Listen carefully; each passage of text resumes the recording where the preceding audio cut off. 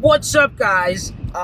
Today we're gonna reboot the channel. I know you guys have been here and seen the vlogs, but I wanted to mix a little bit of both, a little bit of vlogging and a little bit of car stuff. So today I'm gonna review a 2017 Hyundai Elantra SE. I have this car as a rental. The van is in the shop. Well, this is a 2017 Hyundai Elantra SE. This is a 2.0 four-cylinder car, and it has about 147 horsepower. It's not the fastest thing out there, but this 2.0 is a little peppy, and it has enough to get you going. And it has two drive modes. It has an eco drive mode and a sport drive mode. This thing in sport drive mode is very fun to drive. It's not something where, it's going to be zipping you around and, snapping your neck back, but it does get you going and you have a little fun. It changes the shift points. The steering gets a little stiffer. I don't think it does anything with suspension. I think it just does more with how the engine responds to acceleration. But this car is definitely a good car for gas efficiency. It gives you 29 city, about 38 on the highway, give or take. But definitely, this is a car, if you're going to do a lot of city driving and you want to be take a fuel cost into mind, definitely this is the car to get. It has a 14-gallon tank, so the tank is a little bit bigger, but it'll give you a bit of more range. So if it costs about $3 to fill up, maybe around $40 to fill the tank, and you're good for about 400 or so miles, depending on the way you drive and how heavy your foot is. If you're in sport mode, I think your foot will be a little bit heavier than driving something else. But definitely, this car has been upgraded. This isn't your, grandfather's Hyundai Elantra anymore. Definitely something, if it's the first car you want to get for your child or your significant other, definitely this is a nice car to get.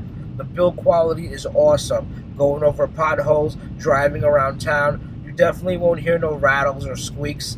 Definitely a solid feeling car.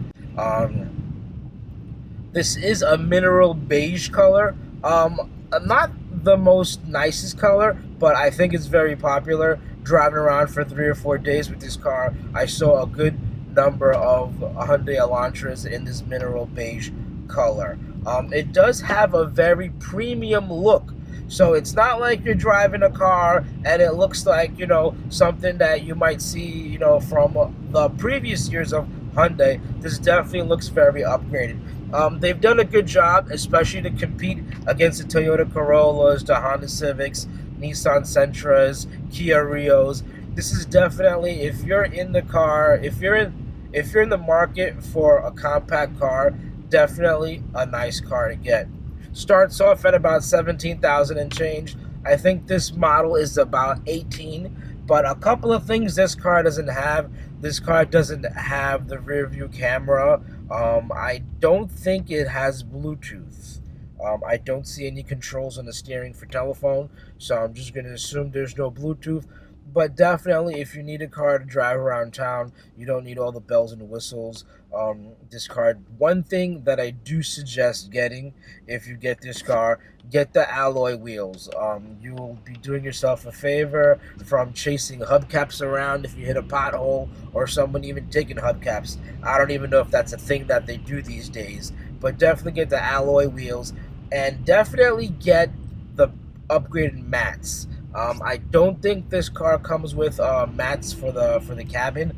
Definitely something you want to get. I'm going to show you guys in a little bit. This car has about 29,000 miles, and there is a hole in the carpet.